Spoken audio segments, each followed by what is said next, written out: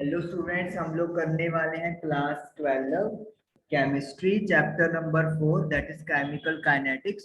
और आज हमारी सेकंड क्लास है। चलिए स्टार्ट करते हैं। प्रीवियस क्लास में हम लोगों ने एवरेज रेट ऑफ रिएक्शन के बारे में पढ़ा था। एवरेज रेट जिसमें था change in concentration of reactant upon time या फिर change in concentration of product upon time.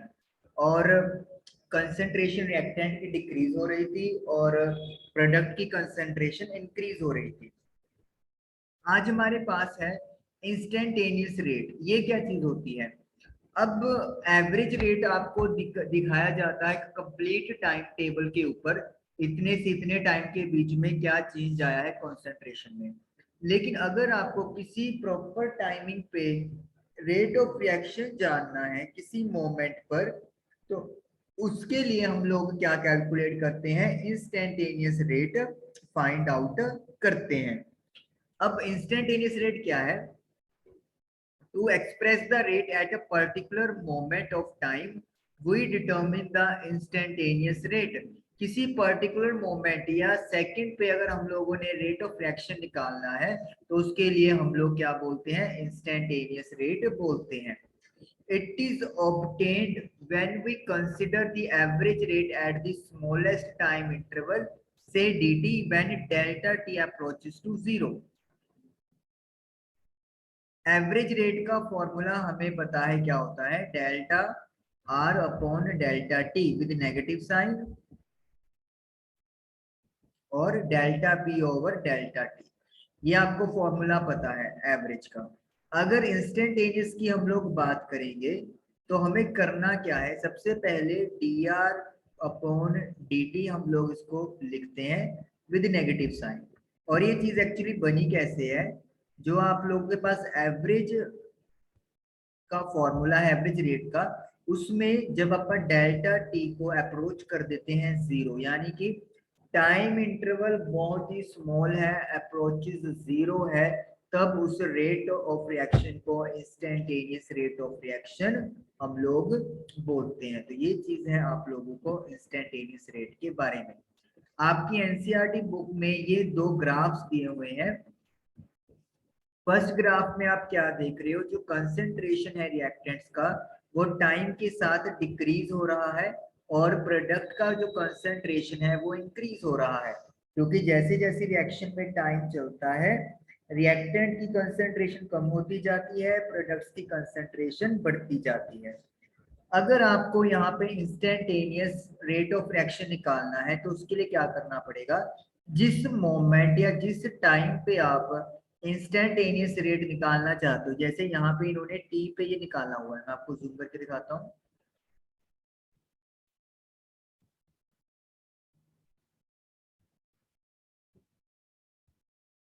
जैसे फर्स्ट ग्राफ में टाइम टी पर इंस्टेंटेनियस रेट अगर निकालना था तो क्या किया, इस पॉइंट पे एक टेंजेंट ड्रॉ कर दिया और टेंजेंट ड्रॉ करने के बाद एक ट्राइंगल यहाँ पर बना ली है। जो वर्टिकल लाइन है इस ट्राइंगल का दैट इज परपेंडिकुलर, वो हमें क्या देगा, change in concentration of reactant. और जो बेस है दैट इज डी टी, वो आपको देगा कितना टाइम इंटरवल की बात हुई है। तो जब ये चीज आप कैलकुलेट कर लोगे तो ये आपके पास इस टाइम दैट इज टी पर उस मोमेंट पे रेट ऑफ रिएक्शन क्या है वो हमें पता चल जाएगा। और बेसिकली ये perpendicular upon base is nothing but slope. आपको पता है किसी ग्राफ का स्लोप tan थीटा होता है, that is perpendicular upon base. तो वही चीज यहाँ पे डिपिक्ट हो रही है। इसी तरीके से अगर आपने प्रोडक्ट के आपको इंस्टेंटेनियस रेट निकालना है तो जिस टाइम इंटरवल पे आप कैलकुलेट करना चाहते हो वहां पर एक टेंजेंट ड्रॉ कर दोगे और फिर एक ट्राइंगल कंप्लीट करोगे, जस्ट जैसे कि आप लोगों को दिखाई दे रही है। और इस ट्राइंगल से आप लोग कैलकुलेट कर लोगे change in concentration of product and कितना टाइम इंटरवल हमने टेक ओवर किया है दो स्पेसिफिक वैल्यूज के लिए। और जो आपको डिवाइड करके आंसर मिलेगा that will be the rate of reaction instantaneously at that moment। तो ये भी स्लोप होगा क्योंकि ये भी परपेंडिकुलर अपॉन बेस है। लेकिन यहाँ पे डिफरेंस देखिए, यहाँ पे नेगेटिव है और यहाँ पर पॉजिटिव है, क्योंकि यहाँ पे जो ग्राफ है वो आपका डाउन स्लाइड हो रहा है। चलिए अब करते हैं हम लोग दो न्यूमेरिकल जो आपकी एनसीईआरटी में दिए हुए हैं। फॉर द रिएक्शन R2P, एक रिएक्शन हो रही है जिसमें रिएक्टेंट प्रोडक्ट में बदल रहा है। Concentration of reactant changes from 0.03 molar to 0.02 molar.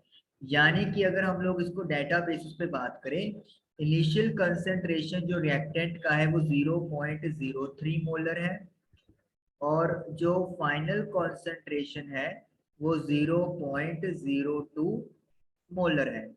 In 25 minutes, यानी जो टाइम टेकन लिया गया है वो 25 मिनट्स का है। इसको अपन डेल्टा टी भी लिख सकते हैं। Calculate the average rate of reaction, हमें एवरेज रेट कैलकुलेट करना है using time, units of time both in minutes and seconds. यानी कि एक बार रेट ऑफ रिएक्शन में जो टाइम है वो मिनट लेंगे और एक बार सेकंड में लेंगे।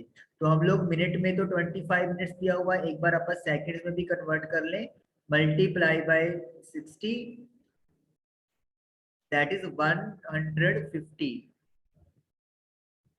1500 सेकेंड्स। चलिए तो पहले तो एवरेज रेट निकालते हैं हम लोग इन मिनट्स। तो फॉर्मूला आपको पता है क्या होता है, R2 minus R1 divided by delta T. तो R2 की वैल्यू आपको 0.02 दी हुई है, देन माइनस 0.03। क्योंकि हम लोग मिनट्स में बात कर रहे हैं तो 25 मिनट्स ही लिख देंगे हम लोग।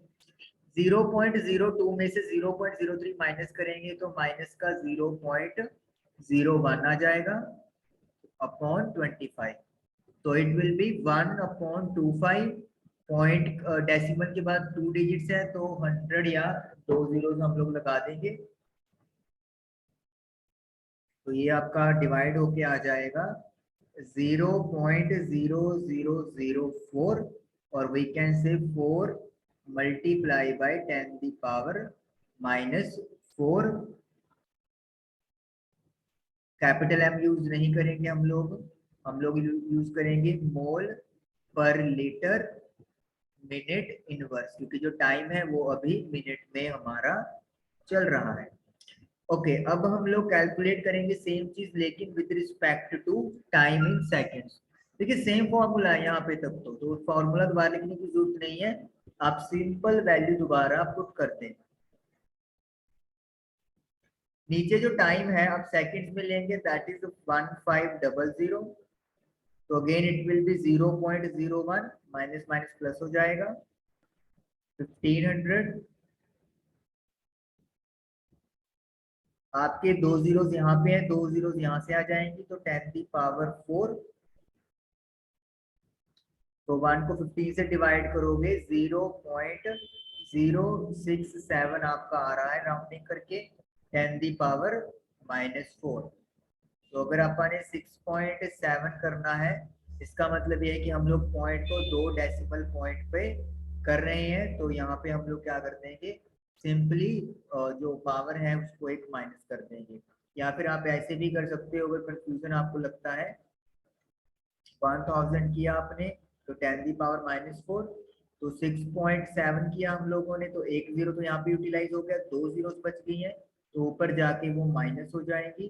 तो इस तरीके से -4 एंड -2 -6 बन जाएगा मोल पर लीटर सेकंड इनवर्स। तो इस तरीके से हमारा एवरेज रेट कैलकुलेट होकर आ गया, चाहे मिनट्स की बात करी हमने चाहे सेकंड्स की बात हुई हमारी।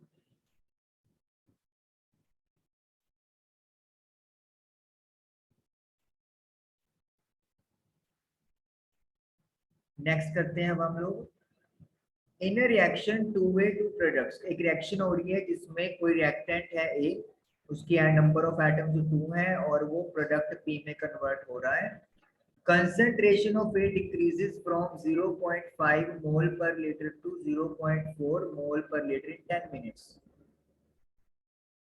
इनिशियल कंसंट्रेशन आपको 0.5 मोल पर लीटर दिया हुआ है और जो फाइनल कॉन्सेंट्रेशन है वो 0.4 मोल पर लीटर दिया हुआ है और जो टाइम टेकन है वो 10 मिनट्स है। तो calculate the rate during this interval, तो हमें रेट ऑफ रिएक्शन कैलकुलेट करना है। अब यहाँ पे मैं आपको सबसे पहले एक बात बताता हूँ। सपोज कर लो आप लोगों के पास कोई रिएक्शन है जैसे H2 plus Cl2 plus HCl, ये बनेगा। तो रेट ऑफ रिएक्शन क्या होगा आपको पता है, change in concentration of reactant होता है। तो रिएक्टेंट यहाँ पे जैसे H2 है upon delta T minus Cl2 का कंसेंट्रेशन और change in concentration of product that is HCl upon delta T positive का। अब H2 का कोफिशिएंट 1 है तो ओके है, Cl2 का कोफिशिएंट 1 है ओके है, लेकिन HCl का कोफिशिएंट 2 आ गया तो हमें 1/2 से मल्टीप्लाई करना पड़ेगा। यानी कि जो कोफिशिएंट लगा होता है, चाहे रिएक्टेंट की बात कर लो चाहे प्रोडक्ट की बात कर लो, आपको उसका डिवाइड करना होता है जो change in concentration upon time taken में आप लेते हो। सपोज कर लो मेरे पास एक रिएक्शन है 3x plus z is equal to 2y, suppose कर लो। तो मुझे जो 3 है वो लाइक दिस ऐसे यूटिलाइज करना है। आप देख सकते हो जो 3 है या जो कोफिशिएंट है वो क्या चला गया है, डिवाइड में चला गया है। यहाँ पे 1 है इसलिए हमें लिखने की जरूरत नहीं है, लेकिन जहां पर भी आप लोगों को दिखाई देगा कोफिशिएंट उसे आप डिवाइड जरूर करो। तो इसका मतलब ये है कि जो यहाँ पे 2a लिखा हुआ है तो रेट हम लोग कैलकुलेट करेंगे तो we have to write 1/2 with negative sign delta R2 minus R1 upon delta T. यहाँ पे डेल्टा की जरूरत नहीं है, अगर हम लोग इसको ऐसे लिखते हैं तो डेल्टा आपको यूज करना होता है। Now what is value of R2? 0.4. What is the value of R1? 0.5 and time taken is 10 minutes. इसको आप सेकंड्स में बदल लो क्योंकि कुछ मेंशन नहीं है, तो बेहतर है कि मोल पर लीटर सेकंड इनवर्स में कन्वर्ट कर लें। तो मिनट्स को सेकंड में बदलने के लिए इनटू 60 करना पड़ेगा, ये आपको पता है।